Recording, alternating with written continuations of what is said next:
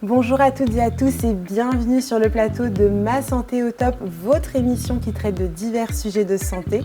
Découvrons tout de suite ensemble le thème du jour.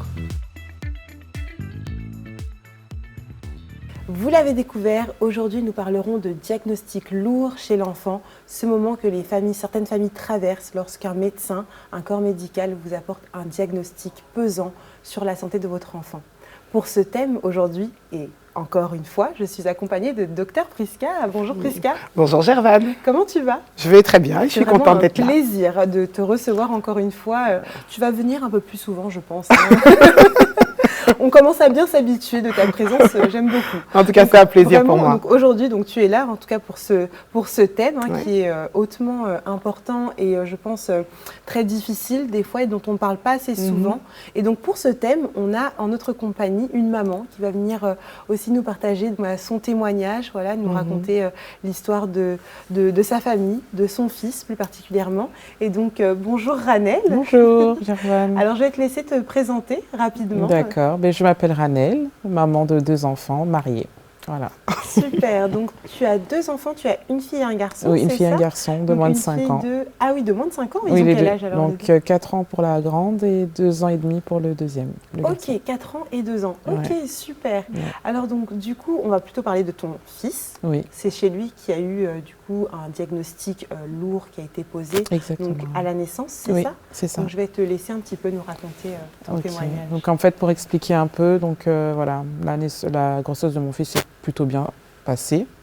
J'avais une prééclampsie qui a fait qu'on a dû déclencher donc mon accouchement. D'accord. Donc mon fils est né entre 35 et 36 semaines d'accouchement, quoi. Voilà. Et donc il est né, tout s'est bien passé, il est né par voie basse, il n'y a eu aucun souci. Il avait un très bon poids pour un prématuré, parce que c'est rare. Eux, ils s'attendaient directement de le mettre à la couveuse, mais il est né à plus de 3 kilos. Ah oui. Ok, waouh. Ouais. Un excellent. Un bon préma. Ouais. Donc il est né avec plus de 3 kilos, tout s'est bien passé. Donc on est parti en chambre, la première nuit s'est bien passée. Et au bout de la deuxième nuit, donc en journée, il y a une des sages-femmes qui passe donc pour vérifier un peu si tout va bien, les paramètres et autres, qui voit que l'enfant était jaune. Donc elle me dit que voilà, l'enfant est jaune. Elle suspecte une jaunisse, mais elle veut d'abord quand même avoir l'avis du pédiatre, donc qui était là ce jour-là. Donc la pédiatre revient, qui dit non, il n'y a pas de souci. Comme madame doit faire ses 3 jours, comme demain ça sera son dernier jour à l'hôpital, on va faire tous les tests, donc le dernier jour, et on vérifiera. Mais pour moi, elle trouvait qu'il n'y avait pas de problème en soi. Donc on a laissé, mais c'est vrai que la sage-femme, quand elle passait, elle était quand même plutôt inquiète. Bon, moi, comme voilà, j'avais eu ma fille qui avait déjà eu aussi une jaunisse, donc je me suis dit, voilà, je connais la suite logique. Et donc Priska, juste pour redéfinir un petit peu et comprendre la jaunisse, donc communément un petit peu, si tu peux l'expliquer simplement. Ah, oui. Donc la jaunisse, donc il y a la notion du fait que le bébé est jaune, donc ça peut se voir au niveau de la peau. Mais chez bébé de peau noire, je pense que ton bébé est de peau noire, on voit moins au niveau de la peau, mais on peut le voir au niveau par exemple, de la conjonctive des yeux. Okay. Et donc le blanc des yeux, au lieu d'être blanc, il est jaune. Et ça, c'est dû en fait à l'accumulation d'un pigment, ça s'appelle la bilirubine, qui est un pigment qu'on a tous dans notre corps, mais qui peut être de manière excessivement élevée chez le nouveau-né, et qui va donner cette coloration jaune. Et s'il atteint un certain seuil, on a des courbes, nous, pour savoir si c'est OK ou si on doit traiter. Et s'il atteint un seuil qui est trop élevé, alors on doit traiter pour essayer de faire diminuer en fait ce taux de bilirubine. Okay. Et c'est ça qu'on appelle la jaunisse ou l'ictère du nouveau-né, si on emploie des termes médicaux. D'accord, ok. Donc du coup, on te propose on me dit de patienter, donc le dernier jour avant qu'on fasse les derniers examens, parce qu'en fait donc le dernier jour ils font les examens et le lendemain, moi j'étais censée sortir. Donc on vérifie le poids, tout va bien, rythme cardiaque, tout va bien. Et à un moment, donc la sage-femme arrive pour lui mettre un appareil pour vérifier. Donc je pense que le taux. Oui, c'est ça. Donc ici, je pense que tu parles donc c'est un appareil qui permet de manière transcutanée, donc c'est sans faire de prise de sang au bébé ni autre, mais on applique une lumière sur son front ou sur son torse et qui permet de dire, en tout cas, un ordre de grandeur à combien est la bilirubine et à quel point il a la jaunisse, si vous voulez. Okay. Ça, c'est un test un peu de dépistage. C'est pas fiable à 100%, mais ça permet de dire c'est un peu élevé, c'est beaucoup élevé. Et si on pense que c'est trop élevé, il faut confirmer avec une prise de sang. Exactement. Okay. Donc, voilà. Donc, au moment où ils lui mettent l'appareil, Premier check, ça passe pas. Deuxième check, elle voit que ça passe pas. Elle dit, bon, on va faire une prise de sang. Donc, au niveau du pied, il fait une prise de sang. Elle remet le test au labo et c'est assez rapide, hein, cette prise de sang. Donc, elle revient, elle me dit que oui, au labo, il y avait un souci, donc on doit refaire. Mais je pense que c'était déjà tellement élevé qu'ils se sont dit que c'est pas possible. Ouais. Ils ont voulu refaire. Donc, ils refont la prise de sang. Et là, il y a toute une équipe médicale qui vient dans ma chambre. Madame, on va tout de suite en néonate parce que là, la bilirubine du petit est tellement élevée qu'on ne peut pas le laisser comme ça peut être très très dangereux. Wow, donc c'est une situation directement urgente ? Alors, ça peut être une situation urgente, ce qui est le cas pour Ranel, parce que comme je disais, donc, il y a différents seuils de jaunisse. Donc, ça peut être physiologique, donc normal, tous les bébés sont un petit peu jaunes, le taux est correct. Ça peut être modéré, alors là pour traiter, on va utiliser de la lumière qui va en fait un peu casser les pigments de bilirubine et permettre au corps de les éliminer, donc de les faire diminuer. Et puis quand c'est trop élevé, là c'est une urgence, une vraie urgence, parce qu'en fait la lumière ne suffira pas, il faut absolument par un moyen, je pense que c'est ce qui a été fait, éliminer la bilirubine du sang du bébé. Parce qu'on sait que ça peut avoir des conséquences assez graves chez le nouveau-né. Exactement.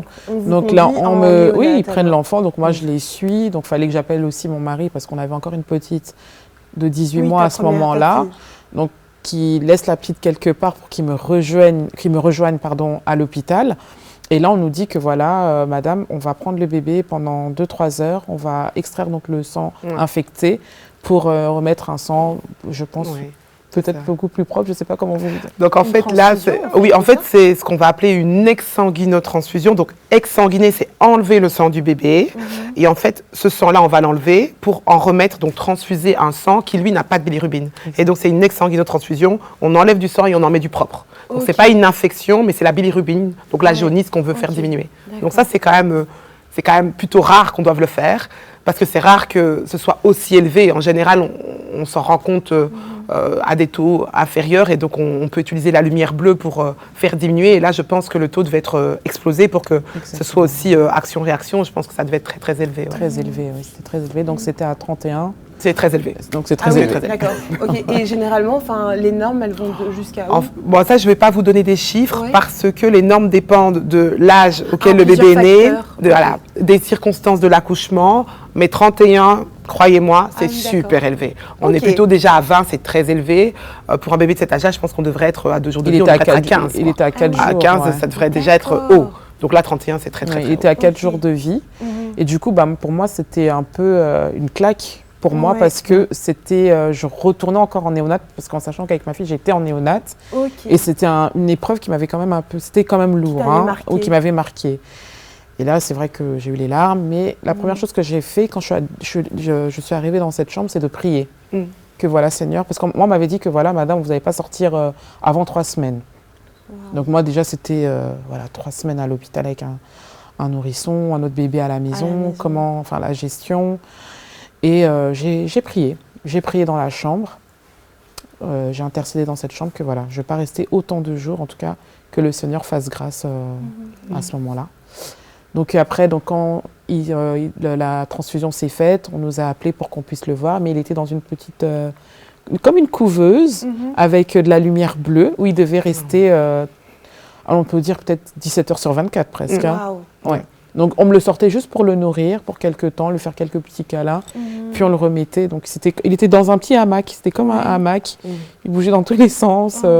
C'était pas évident, mais voilà. Donc là, en plus, ton interaction avec ton bébé, non, il y avait pas très limité à ce moment-là. Tu peux pas beaucoup le toucher, pas comme tu le prends dans tes bras. Non.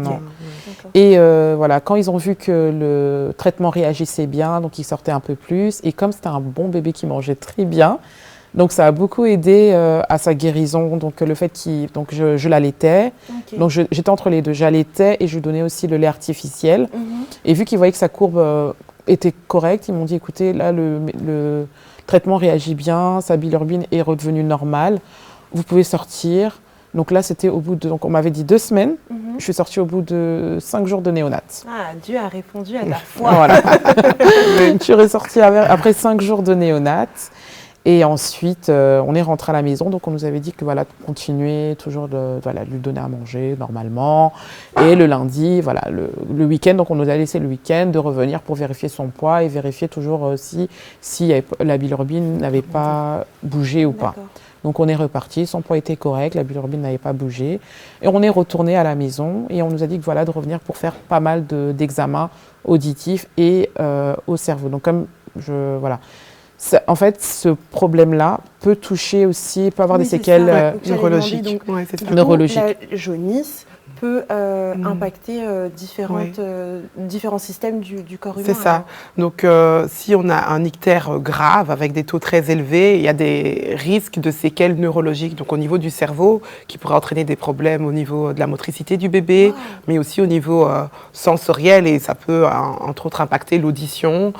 Donc, quand c'est des taux très élevés, on fait un check pour voir qu'il n'y ait pas de séquelles de ce moment où la bilirubine a été très haute. Et donc, on prévoit des examens d'imagerie. Donc, c'est une photo du cerveau. Donc, on peut faire une IRM.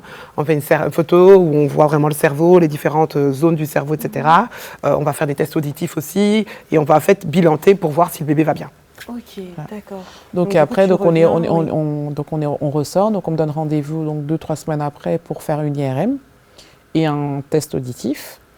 Donc, je me rends au rendez-vous. Comme c'était encore un nouveau-né, donc du coup, il fallait que je reste 24 heures parce que voilà, comme il fallait l'anesthésier, je pense, pour pouvoir faire les examens, parce que comme ça, c'était un tout petit bébé. On fait l'examen. Le lendemain, donc la pédiatre, donc c'est 2 pédiatres qui viennent. Donc, c'était celle qui était à la maternité et puis celle de la néonate. Elles viennent dans la chambre pour poser le diagnostic. Donc on me dit que voilà, au niveau du cerveau neurologique, il n'y a aucune séquelle, tout va bien. Mais par contre, là, on me dit qu'au niveau auditif, et surtout, il y a un oreille où il n'entend pas.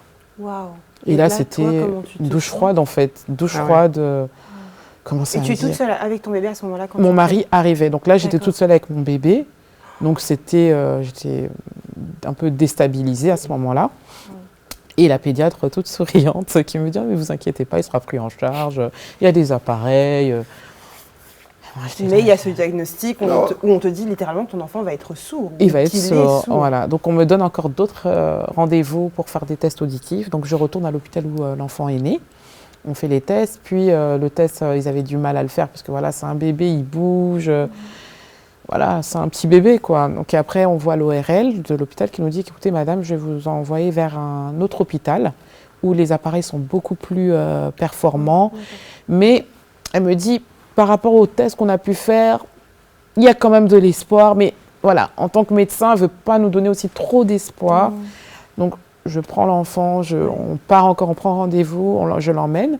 Et c'est vrai ça, parce que Prisca, par rapport à ce que Ranel dit, souvent, des fois, dans ces tests-là, il y a un pourcentage de chances que finalement, ça ne s'avère pas être une surdité. Donc, peut-être que c'était aussi normal qu'à ce moment-là, elle se raccroche à ce petit pourcentage-là. Ici, c'est vrai que je ne suis pas ORL, donc c'est des tests qui sont assez spécifiques, il y a cette spécialisation-là, mais il y a plusieurs tests de dépistage de l'audition. Je pense que le premier test qu'on a fait, c'est celui qu'on fait de manière générale. Et quand celui-là est anormal, on va faire un test qui est plus sensible et plus spécifique, donc qui est plus précis, pour pouvoir confirmer ou pas la surdité. Je pense que c'est le deuxième test. Et à mon avis, le deuxième test est moins pire que le premier, mais elle est pas sûre. Je n'étais pas là, mais je pense que c'est ça. Et donc, si elle dit qu'il y a de l'espoir, c'est probablement que l'oreille où on entendait rien au premier test, peut-être qu'il y avait un petit peu, et donc elle se dit c'est peut-être moins pire que ce qu'on croyait. Mais voilà, je vais répondre avec quand même des pincettes parce que c'est quand même très très technique. D'accord, ça va. Donc du coup, j'emmène mon fils à cet examen-là. Donc on me demande que voilà, madame, vous devez l'allaiter, qu'il soit vraiment complètement endormi. Donc c'était pas avec des médicaments, c'était vraiment lui donner à manger. Et il s'est endormi pendant tout l'examen. Ils ont fait l'examen. Et en sortant de l'examen, ils disent que voilà, c'est correct, mais il faut quand même un suivi. Donc l'année de sa naissance passe. Et à quelques mois de ses 1 an, on reçoit un courrier à la maison du Centre Malentendants et Sourds de Bruxelles. Comme quoi ils sont au courant que l'enfant a des problèmes d'audition. Et comme il va sur ses 1 an, il faut quand même un suivi vraiment assez rapproché parce que voilà, pour être sûr. Mais c'est vrai que des fois à la maison, on peut faire un mouvement de clé, quelque chose. Oui, tu remarquais des choses comme ça? Oui, un mouvement de clé, tu l'appelles, il ne réagit pas sur le coup. Et il pleurait beaucoup, donc je pense aussi il y avait de la frustration. Ouais, exactement. Il y avait de la frustration. Donc du coup, quand on a reçu déjà ce courrier-là, donc moi c'était encore une seconde douche froide. Parce que là, il y a un peu ce caractère officiel. Officiel, voilà. On vient coller un petit peu une étiquette. Une étiquette à l'enfant. Oui. Voilà, donc du coup, et il commençait la crèche à 1 an, donc il fallait que j'explique aussi aux puéricultrices que voilà, il se peut que l'enfant n'entende pas au moment où vous êtes l'appelé, mais voilà, il est suivi, enfin... Il fallait toujours donner des explications. Donc après, on a commencé les rendez-vous avec l'ORL, les tests auditifs. Et c'est vrai qu'il y avait un oreille qui était vraiment... qu'il entendait moins, en fait. Mais l'ORL me dit, mais madame, moi, je préfère qu'on lui pose... Donc, on va lui faire une petite opération en une journée. Et là, à ce moment-là, en fait, on va tout faire que ça se passe avant qu'il commence à parler pour éviter tout retard de langage. Parce que tout ça pouvait aussi provoquer un retard de langage. Effectivement, moi, mon fils, à 1 an, il ne m'appelait pas. Il ne m'appelait pas, ni papa, ni maman. À 1 an? Oui, rien du tout. Non. Et en plus, surtout que, rappelons, dans ton contexte à toi, tu as une première fille, dont tu as vu l'évolution. Exact. Et donc là, je pense que tu devais faire très souvent des similitudes entre les deux. Même pas. En fait, comme je savais que lui, son cas était un peu à part, entre guillemets, sur le moment, je les comparais pas, en fait, parce que je me disais que c'est pas le même cas, c'est pas la même évolution. D'accord. En tout cas, Dieu m'a fait grâce de ne pas les comparer, en tout cas au niveau de leur évolution à ce moment-là. Donc, on a continué les rendez-vous vers l'ORL. D'abord, on a commencé par des sprays nasales, c'est ça, des sprays nasales, pour voir si, parce que du coup, ça lui provoquait des otites. Il était souvent encombré, il avait souvent le nez qui coulait. Et il régurgitait aussi beaucoup avant, par exemple, avant les 1 an, avant qu'il commence la nourriture solide, par exemple.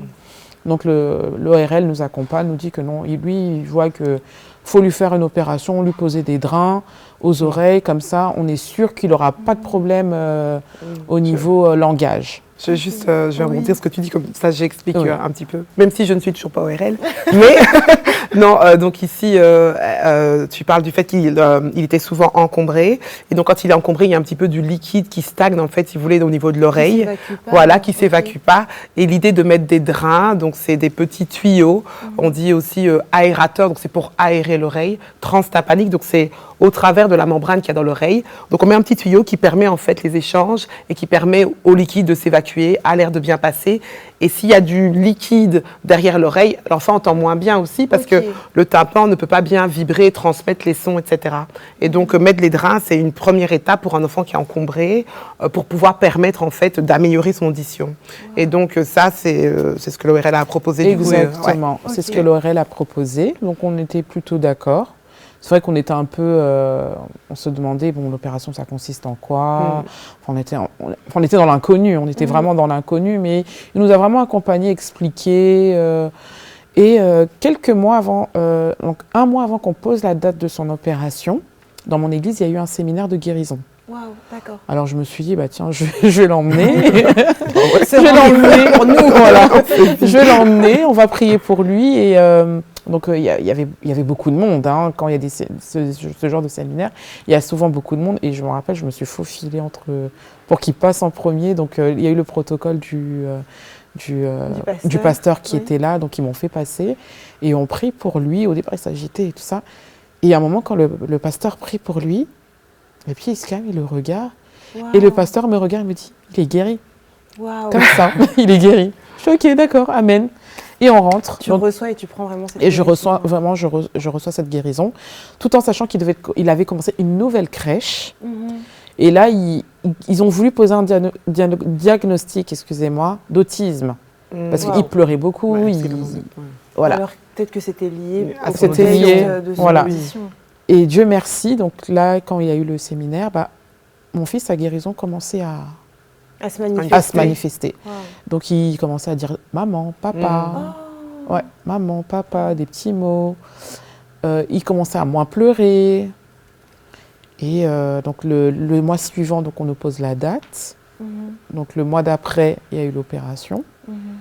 En même pas, donc on m'avait sorti une histoire de 2 semaines, je devais être à la maison, et quand j'arrive pour l'opération, le docteur il me dit mais non, dans 2 jours il peut retourner à la crèche, ça va aller. Je suis ok, d'accord. Donc ils font l'opération, ça s'est super bien passé. Là on m'a dit qu'il allait saigner, vomir du sang. Il n'y a pas eu tout ça. On est parti, donc on a fait une journée, on est rentré, il a mangé, tout. Et les semaines ont suivi, le petit commençait à parler, à se sociabiliser, à dire merci, à dire beaucoup plus de choses. Et même le personnel à la crèche était étonné de l'évolution de voir un peu de manière instantanée l'évolution de l'enfant. Ouais. Ils se sont dit, mais on est incroyablement étonnés parce que il nous disait pas merci, quand on lui remettait quelque chose, il nous regardait, là il dit merci, il commence à plus. Et maintenant, c'est...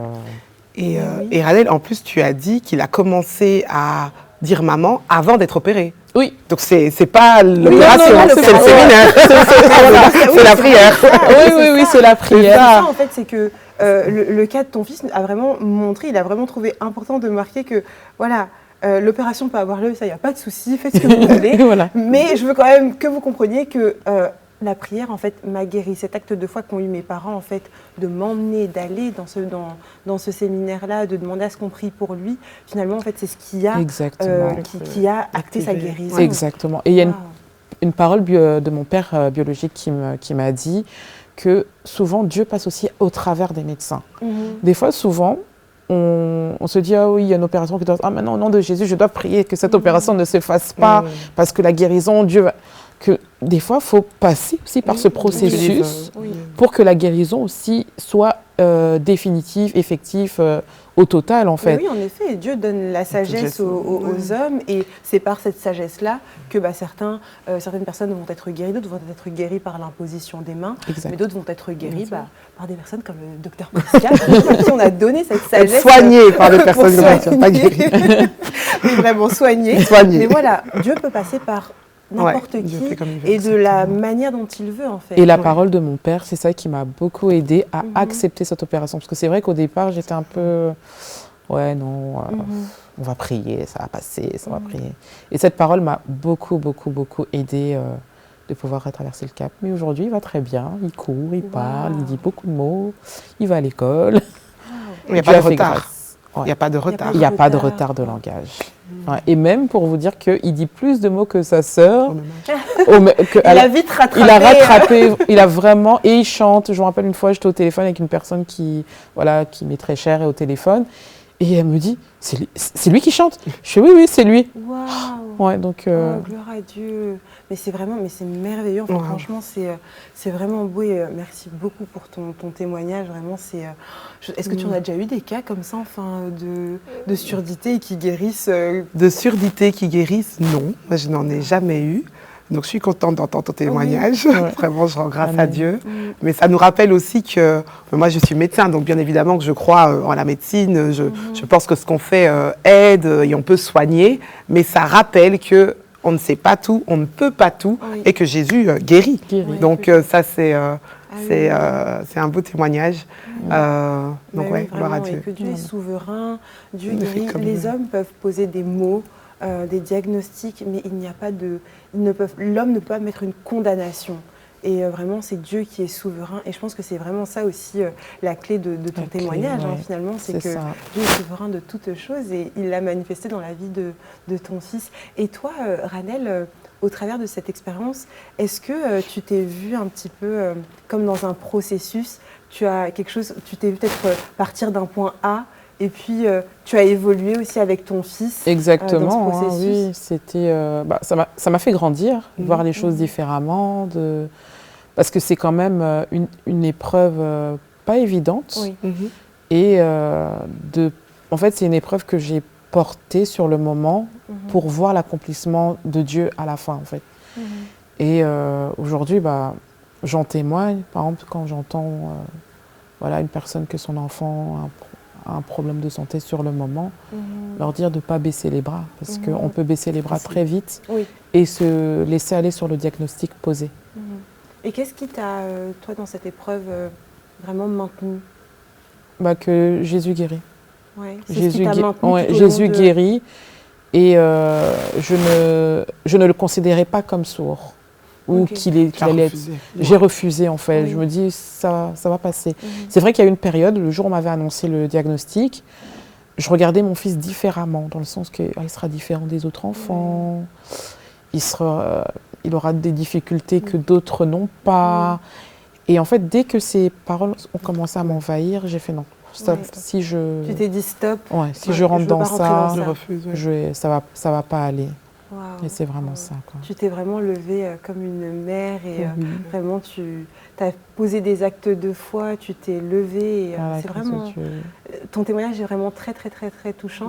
Ouais. Et justement, si par exemple, tu devrais imaginer une famille, comme tu l'as dit, voilà, une famille qui passe exactement par ce moment par lequel vous êtes passé, ton époux et toi, avec ton fils, qu'est-ce que tu leur dirais quel mot d'encouragement tu leur donnerais? Tu peux t'adresser D'accord. directement à nos auditeurs. De se dire que Jésus est le même aujourd'hui et demain, et que la guérison, donc le sacrifice à la croix, est réel. De s'accrocher et de surtout d'être, comment dire, de se soutenir mutuellement entre le couple.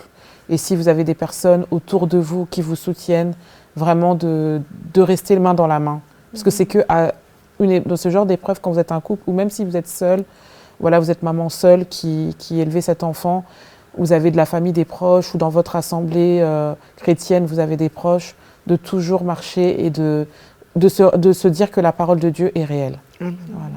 Amen, amen, amen. En tout cas, merci beaucoup, Ranel, pour d'avoir accepté de venir nous partager ce témoignage, un très beau témoignage. Vraiment, tu embrasseras ton fils de la part de toute l'équipe de la Santé au Top.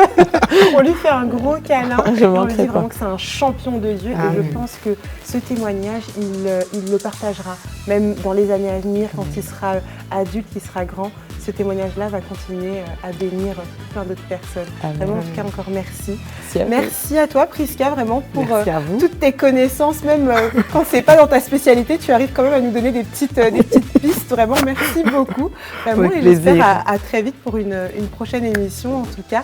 Merci à vous qui nous avez regardés, qui nous avez suivis jusqu'au bout de cette émission. N'hésitez pas à la liker, la commenter, la partager. Laissez-nous des petits commentaires d'encouragement, vraiment. Ça nous fait toujours chaud au cœur de vous lire. Et donc voilà, c'est la fin de cette émission. Je vous dis à très vite pour un prochain numéro de Ma Santé au Top, et ce, toujours au top de votre santé.